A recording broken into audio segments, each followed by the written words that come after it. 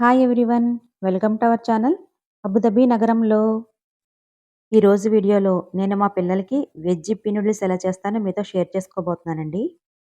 ఈ వీడియో నచ్చితే మన ఛానల్ సబ్స్క్రైబ్ చేసుకోండి. ఈరోజు నేను 2 ఇప్పీ నూడిల్స్ ప్యాకెట్స్‌తో చేస్తున్నానండి. 2 ప్యాకెట్స్‌కి 4 కప్స్ వాటర్ తీసుకుంటున్నాను. స్టవ్‌ని హై ఫ్లేమ్‌లో పెట్టుకొని ఈ నీళ్లను మరగనివ్వాలి. నీళ్లు మరుగుతున్నప్పుడు నూడిల్స్ వేసుకోవాలి. నూడిల్స్ వేసిన తర్వాత 2 నిమిషాలు హై ఫ్లేమ్‌లో ఉడికించాలి. ఈ నూడిల్స్ 80% ఉడికితే సరిపోతుందండి.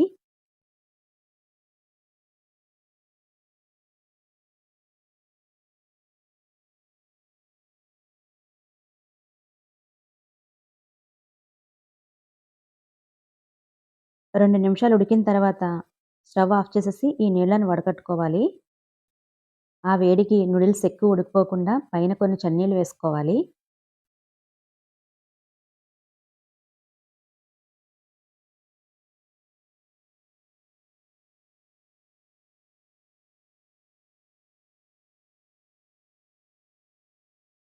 ఈ నూడిల్స్ చల్లారుతూ ఉంటాయి.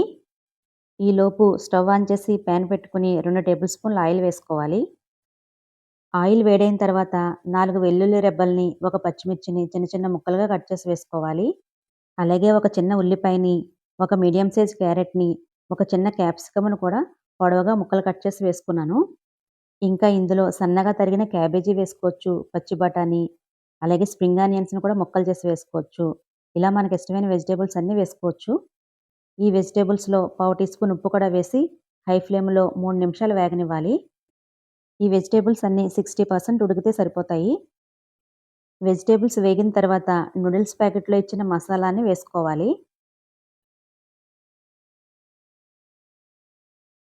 ఈ మసాలాని ఒక అర నిమిషం వేగనివ్వాలి. ఇప్పుడు ఇందులో ఉడికించిన నూడిల్స్‌ని వేసుకోవాలి.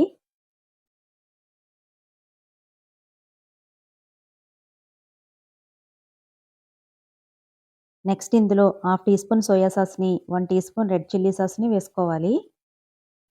కొంచెం స్పైసీగా తినేవాళ్ళు రెడ్ చిల్లీ సాస్‌ని ఇంకొంచెం వేసుకోవచ్చు.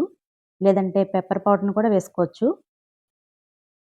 ఈ సాసులు, మసాలాలన్నీ నూడిల్స్‌కి పట్టే విధంగా బాగా కలుపుకుంటూ 2 నిమిషాలు ఉడకనివ్వాలి.